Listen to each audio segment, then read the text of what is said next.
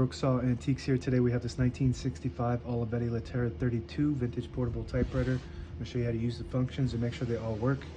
Made in Mexico on this one. So I think this is the first one I had made in Mexico. I usually get the ones made in Italy or Spain, but they all have around the same exact quality of function, which is excellent, since this is arguably the best typewriter made of all time. Up top are the margins. This is the left margin and this is the right margin. I'm just going to set it on 0 and around 75.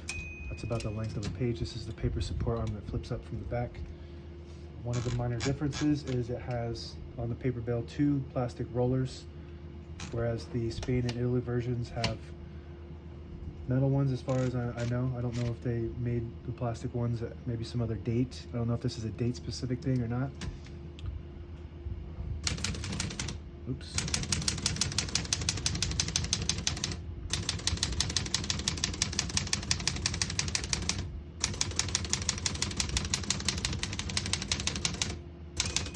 Once you hear the bell, you're at the end of the margin. You hit this line space, keeps it back to the beginning, and skips 1, 2, or 3. Right now we have it on single, but if you want double, you just flip the switch to 2. It skips 2. One more, it skips 3. That works good. We're going to keep it on single for now and finish typing.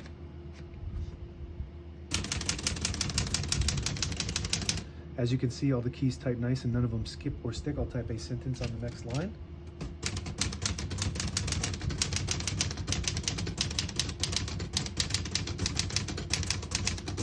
Beautiful. So if you've seen any of my videos on Olivetti Lettera 32s, you'll know that once you go with the Olivetti Lettera 32, you never go back to any other typewriter. It's basically going to ruin typewriters for you because it's the best. So why would you type on anything else if you got this in your arsenal? You'll just take all those other ones and you'll throw them out the window. To pull the page out easy, there's a switch on the right side here. You flip it forward and it unlocks the rollers underneath the platen, allowing you to pull the page out easier, load thicker paper like carbon copy or cardstock. Make sure you flip that back before you load the next page or else it won't load correctly. We're going to flip that down for now. Shift on each side and the shift lock on the left. To clear that, just hit the shift button again. Backspace on the right side of the keyboard works great. On the left side is the tab set and clear, and on the right is the tab initiate. So right now we got one there. We got one on every 10 increments. So we're going to clear those. I'm going to go to the first one and then clear by pushing this lever down. And I'm just going to keep doing that.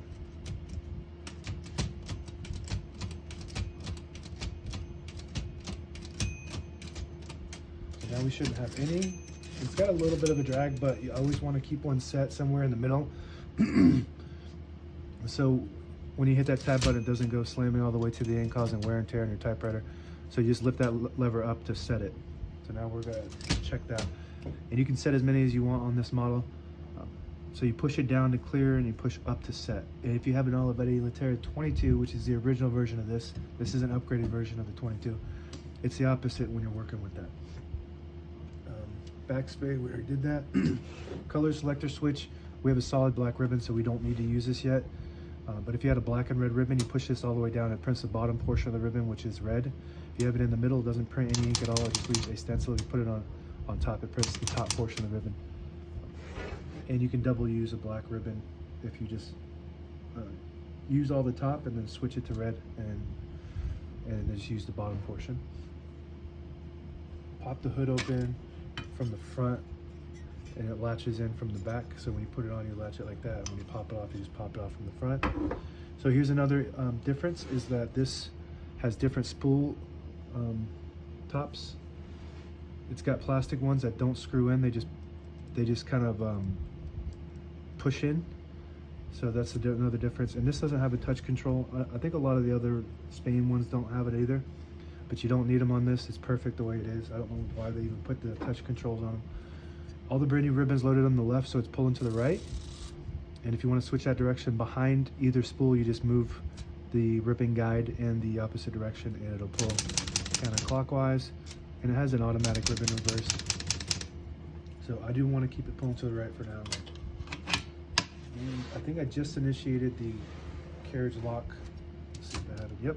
Carriage lock is right in here, so if you have one of these and you can't figure out why that happened, you just lift that up and it'll unlock it. Push it down and move the carriage to the middle, it'll lock there, so when you have it in the case, it doesn't go banging around. and damage your escapement, which is the gear that allows the typewriter carriage to move when you type. And also when you have it in the case, you want to flip this back so it tucks in. You don't want to break that. That's made out of cast aluminum, I guess. So if that breaks, it doesn't bend, it just breaks. Be careful with that. Carriage release on each side. Very smooth. This is as smooth as it gets. The king of smooth. This and the Hermes 3K. Some people say that this is better, just better. I would say sexier maybe than the 3K. The 3K is smoother and it's got more functions. But I would say that the 3K, the Hermes 3K, is the Bentley of typewriters, and this is the Maserati. So if you push in this button, it'll disable the spacing so you can get to an exact spot on the page. You let it go, you get those clicks. Each one of those clicks is a half a space, same concept. If you move the line space indicator all the way back to 0, it'll disable the spacing. You put it on, and you can't use the line space at all when you do that. You put it on 1 and you get the clicks. Each one of those clicks is a half a space, that's it. Now available on eBay or Etsy, search Brooksaw Antiques.